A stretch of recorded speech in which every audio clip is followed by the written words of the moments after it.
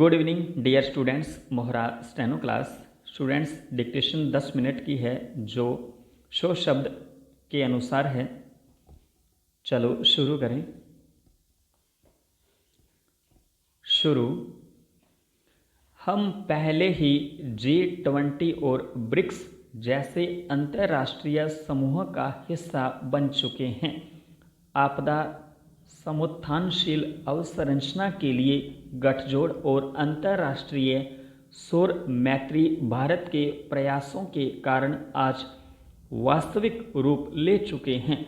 भाग क में दिए गए प्रस्ताव अन्य बातों के साथ साथ राष्ट्र प्रथम किसानों की आय दोगुना करना, सुदृढ़ अवसंरचना, स्वस्थ भारत, सुशासन, युवाओं के लिए अवसर, सभी के लिए शिक्षा, महिला सशक्तिकरण और समावेशी विकास के संकल्प को और सशक्त करेंगे। इसके अतिरिक्त 2015-16 के बजट में हमने जो 13 वादे किए थे उनके तेजी से कार्यान्वयन के मार्ग पर भी हम चल रहे हैं। ये वो वादे हैं जिन्हें हमारी आज़ादी के 75वें वर्ष पर 2022 के अमृत महोत्सव के दौरान फलीभूत होंगे। वे भी आत्मनिर्भरता के इस विजन के गुंजायमान हो रहे हैं। वर्ष 2021-22 के बजट प्रस्ताव 6 स्तंभों पर आधारित है। स्वास्थ्य और कल्याण, भौतिक और वित्तीय पूंजी और अवसंरचना, आकांक्षी भारत के लिए समावेशी विकास, मानव पूंजी में नवजीवन का संचार करना, नव प्रवर्तन और अनुसंधान एवं विकास तथा न्यूनतम सरकार और अधिकतम शासन। पैरा। प्रारंभ में ही मैं यह कहना चाहूँगी कि इस बजट में स्वास्थ्य अवसंरचना पर निवेश पर्याप्त रूप से बढ़ा दिया है। प्रगामी रूप से संस्थाएं जैसे जैसे अधिक समायोजित कर पाएंगी वैसे वैसे हम अधिक से अधिक सहायता करने के लिए प्रतिबद्ध हैं। स्वास्थ्य के प्रति समग्र दृष्टिकोण अपनाते हुए हमने 3 क्षेत्रों को सुदृढ़ करने पर ध्यान केंद्रित किया है: निवारक, उपचारात्मक, सुधारात्मक और कल्याण। पैरा। एक नई केंद्रीय प्रायोजित योजना पीएम आत्मनिर्भर स्वस्थ भारत योजना 64,180 करोड़ रुपए के परिव्यय के साथ 6 वर्ष के लिए लॉन्च की जाएगी। यह प्राथमिक, द्वितीयक और तृतीयक देखभाल स्वास्थ्य प्रणालियों की क्षमताओं को विकसित करेगी, मौजूदा राष्ट्रीय संस्थाओं को सुदृढ़ करेगी और नई और सामने आने वाली बीमारियों की पहचान करने और उनका इलाज करने के लिए नई संस्था बनाएगी। यह राष्ट्रीय स्वास्थ्य मिशन के अतिरिक्त होगी। इस योजना के अंतर्गत मुख्य पहल अग्रलिखित है: 17,788 ग्रामीण और 11,024 शहरी स्वास्थ्य और वेलनेस केंद्रों के लिए समर्थन। 11 राज्यों में सभी जिलों में एकीकृत लोक स्वास्थ्य प्रयोगशालाएं और 3,382 ब्लॉक लोक स्वास्थ्य इकाइयां स्थापित करना।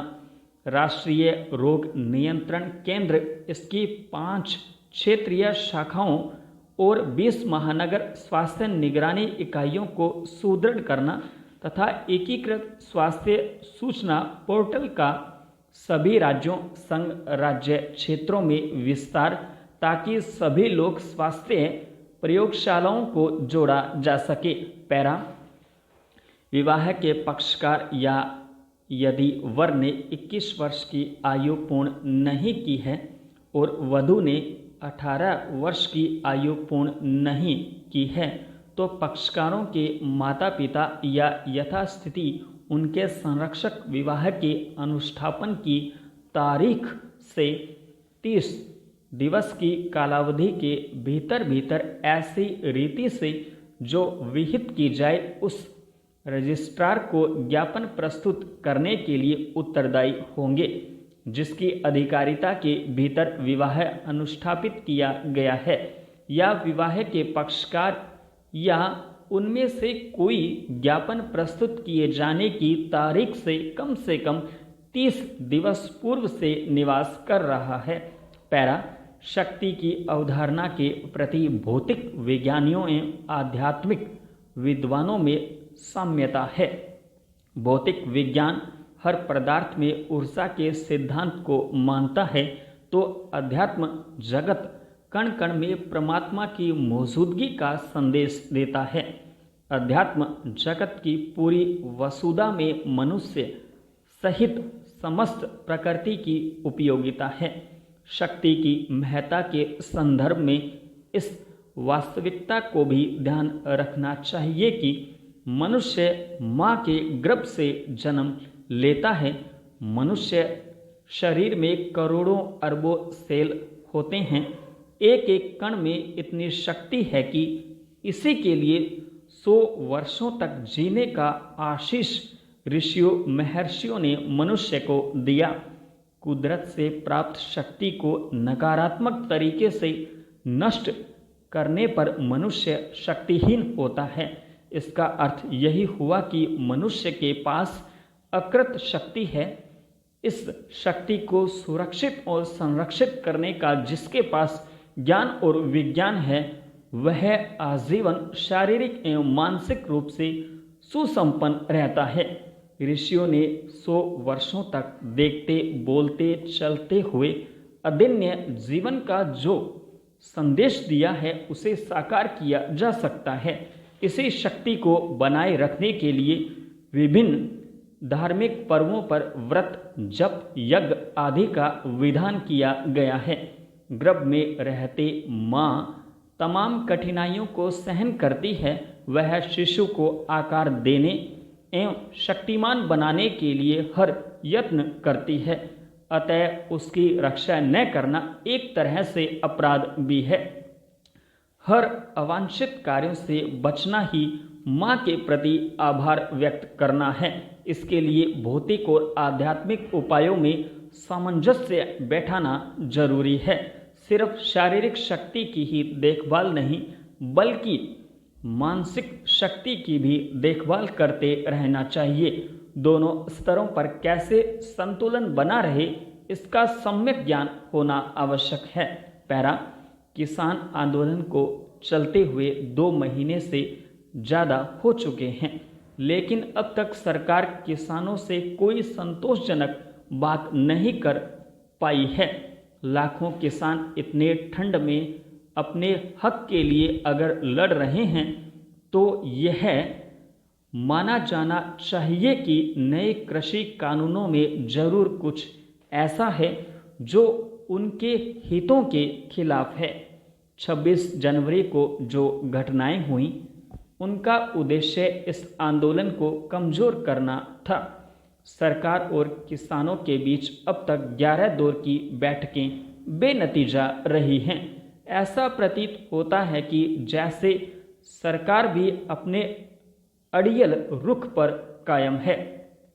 जब आंदोलन इतना विशाल रूप ले चुका है, फिर भी सरकार किसानों से बात करने की बजाय दिल्ली की सीमाओं को बंद करने जैसी विवेकहीनता दिखाई जा रही है।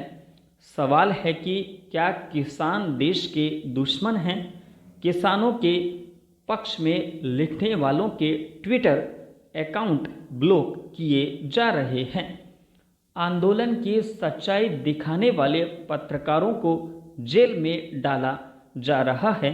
इससे सरकार की तानाशाही साफ साफ नजर आती है।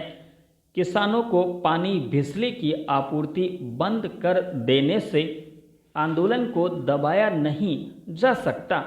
ये अन्नदाता हैं जो इस देश का पेट भरते हैं। क्या इनके साथ ऐसा अमानवीय व्यवहार करना उचित है? कोरोना महामारी ने सरकार की आंखें खोलने का कार्य किया है। अभी भी पूरी दुनिया इस संकट से जूझ रही है। संतोष की बात तो यह है कि अन्य विकसित देशों की तुलना में संपूर्ण विराम। डियर स्टूडेंट्स, डिक्टेशन अच्छी लगी हो तो वीडियो को लाइक करें, शेयर करें तथा चैनल सब्सक्राइब करें।